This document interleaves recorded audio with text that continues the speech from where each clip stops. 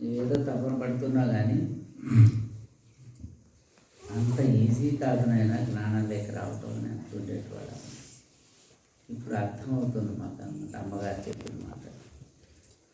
ఎంత మనం జ్ఞానంలోకి తేవాలంటే రాలేరన్నమాట. వాళ్ళ యొక్క పుణ్యం నుంచి వాళ్ళ పూర్వజన్మ అనుగ్రహం నుంచే ఒక్కొక్కరు జ్ఞానంలోకి వస్తారు, కానీ అందరూ కూడా రాలేరు. అందుకే సాధ్యమే కాదురా సన్మార్గం అందరు. నిజానికి చూసుకుంటే అందరికి కోపం వస్తుండొచ్చో ఏమో, కానీ ఏ గుళ్ళల్లో కానీ గుళ్ళల్లో ఏమి లేదు, గుళ్ళల్లో ఏమి లేదు.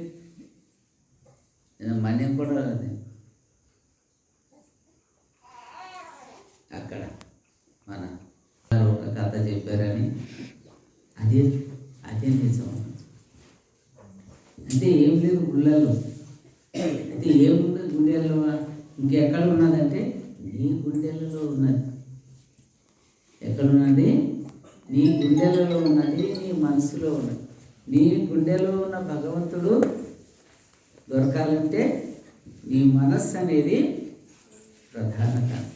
ఈ మనస్సు ఒక మహాశక్తి. భగవంతుడితో మాయతోటి మాయ అది మనస్సు అనేది ఎడిపోతే అటు ఎడిపోతే అడిపోతుంది అంతే. అది మనస్సు అనేది గుర్రాలు ఏ విధంగా అయితే పరిగెడుతుంటుందో ఆ విధంగా పరిగెడుతుంటుంది అన్నమాట.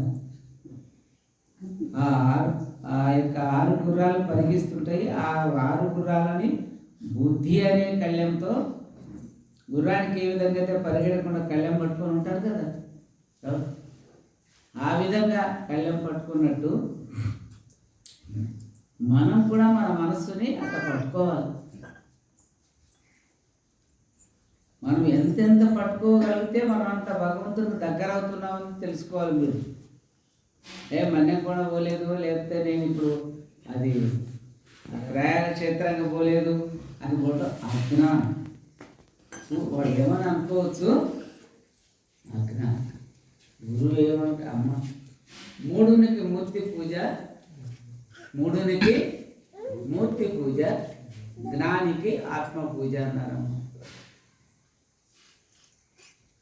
మూడాత్ముడు ఏం చేస్తాడు? ఏనా మేము కూడా ఒకప్పుడు గుళ్ళల్లో చుట్టూ తిరిగిన వాళ్ళమే, అన్నీ తిరిగిన వాళ్ళమే అంతే.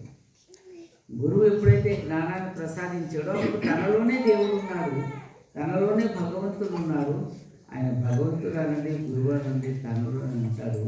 కావున మనము తనలో ఉన్న దేవుణ్ణి చూసేదానికి మన మనస్సును కట్టి మన మనస్సుని ఆ గుర్రాలు పరిగెత్తుంటాయి కదా, 6 గుర్రాలు, ఆ గుర్రాలు కళ్యాణ వేసి పట్టుకుంటే దొరుకుతున్నాను.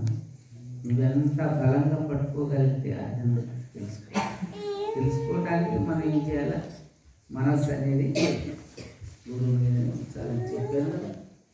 ఆ మందిరంలో ఆ సింహాసనం మీద అమ్మగారు మనకి ఎప్పుడు అందులో పర్యవేక్షకుడే ఉంటాడు. మనం ఎప్పుడు కూడా మనస్సు అనేది ఆ మహామందిరం మీదే ఉంచాలి. ఎందుకంటే మనం అటు ఇటు ఈజీగా ఉంచలేమన్నమాట. మన నాసికాగ్రాన మనం శ్వాసను నిలుపగలిగితే మనసు ఆటోమేటిక్గా దొరుకుతుంది. అంటే మనం ఇట్టే కూర్చున్నాం అనుకో, మనసుని కూర్చున్నాను భగవంతుడు తాండవిస్తుంది. నేనే తాండవిస్తుంటే భగవంతుడు ఎంతో దూరంలో ఉండడం ఏం చేయాలని మనం అనుకుంటాం, కానీ ఆ విధంగా మనం నిలపగలిగితే 1 నిమిషం 1 సెకండ్ ఇటువంటి యొక్క దుర్మార్గం అంతా కొట్టివేయబడదు. అంత